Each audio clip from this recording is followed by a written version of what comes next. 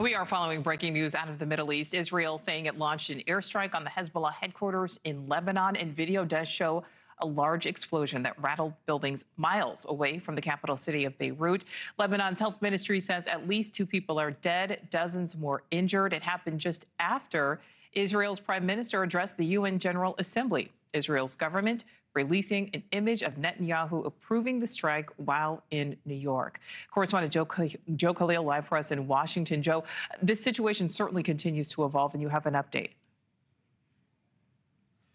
It does continue to evolve, and right now we're trying to monitor the latest here. There are rumors, and there's a bit of unclarity around whether or not the leader of Hezbollah, this terrorist organization, Hassan Nasrallah, was there in the building.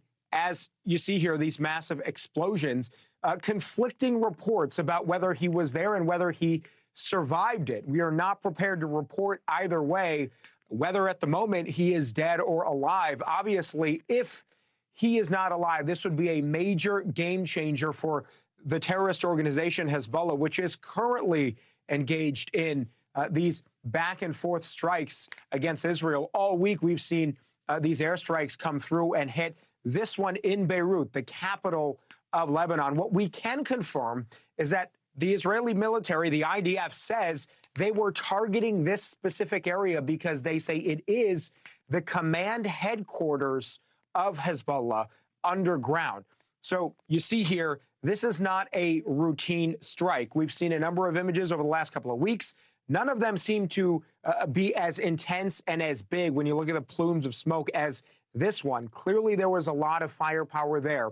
You mentioned, Nichole, that Netanyahu, Prime Minister Netanyahu, in New York this morning and delivering an address to the UN General Assembly, approved the strike. There were pictures of that, and then left early to go back to Israel. We can also confirm that President Biden has been briefed about these strikes, although the United States was not given a heads up by Israel before the strike happened. So all of this developing, you mentioned off the top numbers of deaths and dozens more injured. I imagine that as the day goes on, those numbers, just by what we're seeing on your screen right now, will likely go up. This is all still being sorted out here. But the big news would be, again, if the terrorist leader, Hassan Nasrallah, was in this compound when these strikes happened, and if he did or did not survive, there's going to be a lot that falls on the determination of that question, Nichole. Yeah, those airstrikes certainly seem to be massive. Okay.